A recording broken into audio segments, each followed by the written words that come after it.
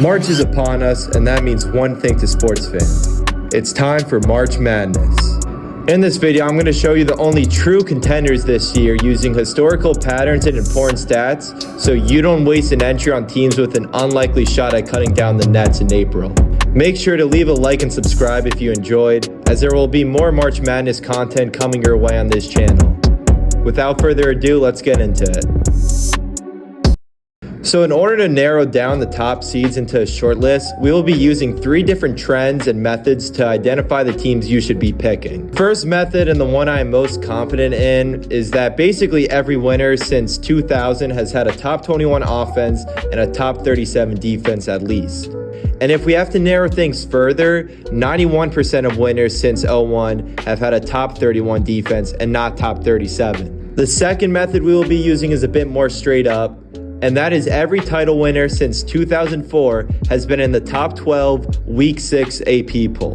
Now this method is a little niche and specific, but 20 straight years of evidence is a good process to stick, and it cuts you down to 12 teams by itself. Lastly, we will be using the trapezoid of excellence. Shout out Ryan Hammer, if you know, you know. This basically identifies teams in the right region of net rating and pace that's necessary to usually win and go deep in March. So using the top 21 and 37 method, the teams that are comfortable as of February 24th are Auburn, Duke, Florida, and Houston. These teams have been elite statistically all year, and they're all top 10 in both offense and defense, besides Auburn, who's 11th in defense, so they just miss it.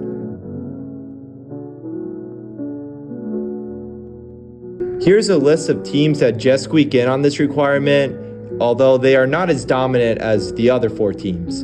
Even if they may not meet future requirements we use, these are teams you can pick to go at worst deep in March. If you want to use my word, all these teams in their work this season match up quite well with these strong stats. I can't see any of these teams winning it all, but all these teams have an Elite 8, Final 4 type run in them.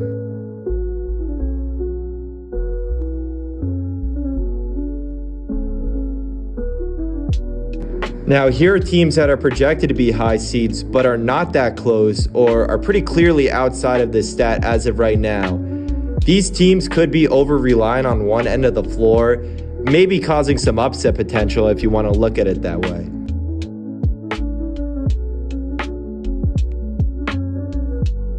Now, let's take a look at the top 12 Week 6 AP poll.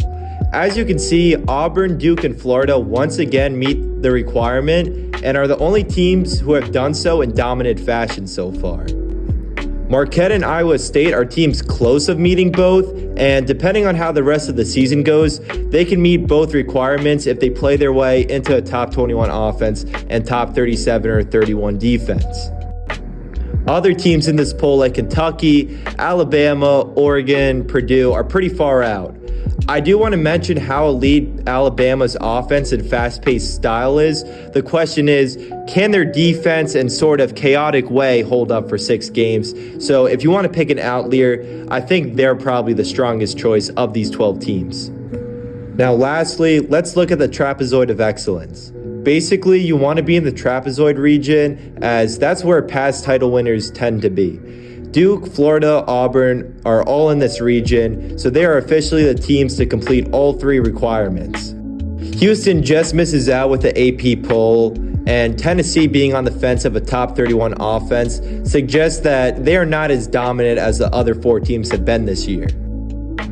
Now teams like Gonzaga, St. John's, Texas Tech, Maryland, Missouri, Arizona, and Iowa State, who is officially really close to meeting all 3 requirements, are teams that just miss out.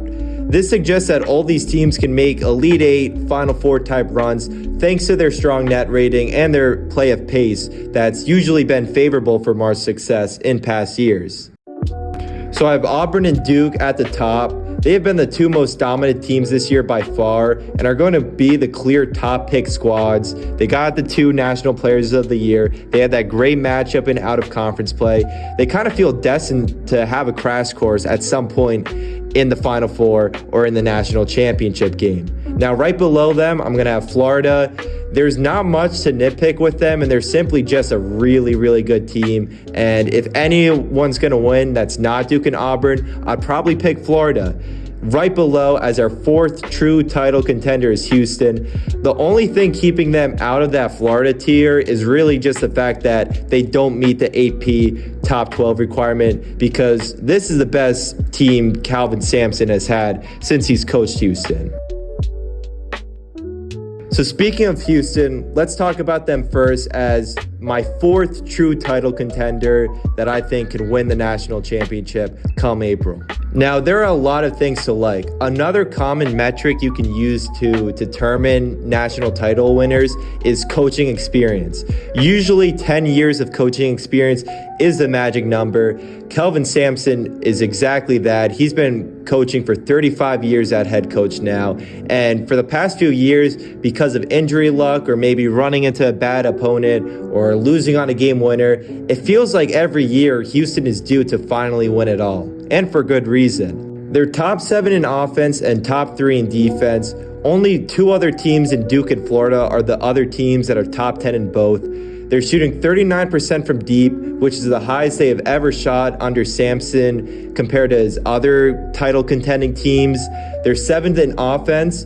This is their best offense since 2021. That year, they reached the Final Four, and they're also 8th in offensive rebound rate. It's always good when teams are able to create extra possessions and opportunities for themselves, because in single game eliminations, you are going to run into shooting slumps, so creating extra possessions is going to matter a ton. Their 3 starting guards in Milos Uzan, Emmanuel Sharp, and LJ Cryer are all shooting 40% from deep and have been a really balanced scoring perimeter, something they've kind of lacked. They've over-relied on Marcus Sasser and Jamal Shead in the past. Last year, their bench was really hurt and really thin. This year, they have Terrence Arsenault and Malik Wilson, who are great bench shooters and pesky defenders, as all Sampson players are.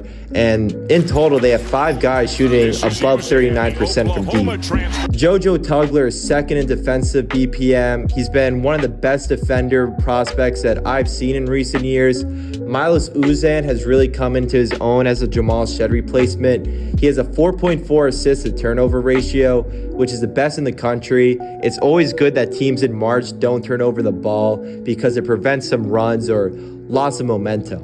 As all Calvin Sampson teams are, they're elite defensively. They have 6 guys in the top 50 of defensive box plus minus. They force 14 turnovers per game. They dominate the turnover battle with 19th and 11th best turnover rates offensively and defensively.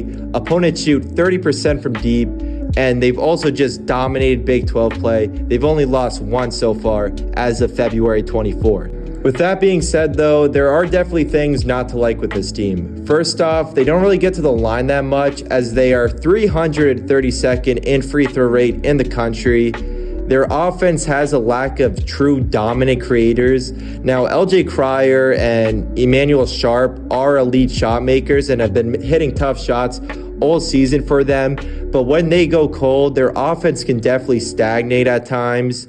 They have 1 player with more than 100 attempts from 2, and that's Juwan Roberts. Cryer and Sharp don't really get to the rim, so at times their offense has become a bit jump shot reliant, and in March, only 1 cold shooting night is all it takes, and you can be out. They also run a bit of a slow pace. The only team to historically run this type of pace is 2019 Virginia. This puts them out of the quadrant of excellence. And we also mentioned how they're not in the AP top 12 requirement either. So there are definitely some things and bigger red flags more than the other 3 teams, I'd say. So let's talk about the Florida Gators. This is the best team they've had since Billy Donovan by far. They meet all 3 of the requirements we've been talking about earlier in the video. They're 4th in offense, 8th in defense. They just got Micah Handlogian back from injury. That gives them another look at center and more depth. The guard trio is simply electric. Walter Clayton is one of the best shooters and shot makers in the country. He's efficient from all 3 levels. He's a Cousy Award finalist too. And all but 1 out of the last 20 previous winners did not have a Bill Cousy Award finalist. Will Richard is another guard who's been lighting it up for them. He's shooting an obscene 76% around the rim. He's the best two-point shooter of any guard in the country. And lastly, they have Elijah Martin, who was part of that FAU team that made the Final Four a few years back. He's another guard who has a good scoring versatility and can take over games at any given moment, just like Clayton and Richard can too. Alex Condon is quickly becoming a highly touted NBA prospect. He has the 6th best BPM in the country. He's got great playmaking feel for a big, and he protects the rim. He's kind of their glue guy that you usually see in most previous national title contenders. Opponents shoot 28% from 3, and it feels like they're getting healthy at the right time. I talked about how Hanlogin is back from injury. He hasn't played most of this year, and when they're healthy, their bench is really deep. Denzel Aberdeen, Thomas Howe, Urban Klazavar has been really good as of late. They're basically like 9 deep, and they're going to have a lot of options and versatile lineups to throw at teams in dire moments. Now, things not to like is they don't force many turnovers. This could be bad because if they get down or they need to generate more shots, they can't really do that. They also don't get to the free throw line that much. As we mentioned with Houston, if shots aren't falling for this team, what's their offense going to look like if they're not going to be able to create extra possessions? Their coach, Todd Golden, has been really good this year, but he has less than 10 years of experience, something we talked about earlier with Sampson. And they also have a lot of lingering injuries. They haven't really played a whole lot of games at full strength. So could that mess up their chemistry or, how they run rotations? That could kind of be a good or a bad thing. Because Duke and Auburn have been historically dominant, I think this Florida team has kind of become underrated. They're clearly the best of the remaining fields besides those 2 teams, and I honestly struggled to find things that I didn't not like about them. So if you're feeling a good value pick, I highly recommend picking this Florida team. Now let's talk about the 2 heavy hitters. First off being Duke. If you're a simple guy, Duke is number 1 in KenPom. They have been simply dominant. This Duke team has the 2nd best net rating in Duke history besides the 1999 team. They have one of the best freshmen ever in Cooper Flagg, who has the 2nd best BPM in the country, on 31% usage rate, 27-4, and elite defense. They're the tallest team in the country with great positional size. Tyrese Proctor, Zion James is probably one of the best defensive guard backcourts in the country. Malik Brown, who's getting healthy, is one of the best pass defenders in college basketball. Kamon Malawatch gives them amazing size. Cooper Flagg's been everywhere defensively. They basically, everyone in their rotation at worst is like an average defender. They have the best net rating before. As we said, their net rating is like historical level good. They've only lost once since December against a very good Clemson team on the road. They're top 5 in both offensive and defensive efficient field goal percentage. They have the best 2-point defense in the country. Con Knipple, Tyrese Proctor, they're some of the best shooters in the country as well. They don't really foul defensively either. And once again, they hit all 3 requirements. They're in the trapezoid of excellence. They're top 12 in the Week 6 AP poll, and they're top 21 and top 31 in offense and defense. Now, there are things not to like. Malik Brown has that lingering shoulder injury. He is super impactful to this team and what they can do defensively.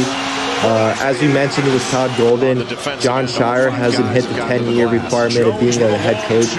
Maybe it's a bit too early for him. They've also had a bit of an over-reliance on Flagg, especially in late-game situations. Now, a lot of these have simply just been Cooper Flagg's slipping and falling. It's been really weird, but down the stretch, there's definitely room to have concern about their late-game offense, late-game execution. They have a bunch of freshmen who are not going to be there, who have not really played in March, and that can matter a lot because they're going to have to play more experienced teams. They're also another team that has not drawn a lot of free throws. And one thing that I kind of normally like to say is that they've been playing in a relatively weak ACC this year. Before last year, there was a really long trend of champions winning with more than 4 conference bigs. The ACC probably won't hit that. Overall, this Duke team is really special. This is probably the best Duke team since, the 2019 with Zion. I think they're honestly better. They had better, net rating stats. Cooper Flagg's been as better as Zion. I think their depth and, the rest of their team is better than the 2019 team. So this Duke team, do not sleep on them. Do not try and call them frauds just because of the Duke brand or, you want to hate the Cooper Flag or whatever. Now, the last team we have to talk about is the Auburn Tigers. Their 2 losses are probably the 2 best losses one team can have. At Duke, at Cameron Indoor Stadium, and versus Florida. Other than that, they have completely dominated the SEC, which is one of the best conferences college basketball has seen this year, as well as the Maui Invitational, one of the more prestigious out-of-conference basketball tournaments this sport has to offer. They're top 10 in three-point defense. Bruce Pearl is experienced enough. He's been to the Elite Eight and Final Four before. They have all 3 requirements again. So if you factor in the Bruce Pearl experience factor, they're the only team out of these 4, and every team in the country for that matter, that meet all 4 requirements. They are historically good in the net rating aspect of things too. They're second behind Duke. Janai Broome is, besides Cooper Flag, the only real National Player of the Year, caliber guy. And they have 15 quad 1 wins as well. No team comes close to that. No team even, scrapes to 10. Now, the few things not to like with this team are, again, kind of nitpicky. Janai Broome has been dealing with a lot of lingering injuries, so you definitely have to monitor that before you pencil them in. And this is kind of a weird one, but Chad Baker-Mazara has had a bit of a discipline issue. He got ejected last year in their loss to Yale. He constantly gets technicals. Now, there's a whole, that's a whole different topic on if those technicals are deserved, but that's just something to monitor in terms of mentality. They also don't have a Bob Cousy Award finalist. As we said earlier, that's kind of another sneaky requirement you can use. And they also foul a lot defensively. So yeah, going over once again, Auburn and Duke, they've been the 2 most dominant teams in almost every metric this year. They have your 2 National Player of the Year front runners. They have deep benches. They battled, in out of conference. They had that matchup at Cameron Indoor. They've been dominant in conference. They've been dominant out of conference. They feel like the clear 2 best teams to win. But as we know, chalk almost never happens in college basketball. Florida is definitely closer to them than they are Houston. Again, it was really hard to find some nitpicky things with them.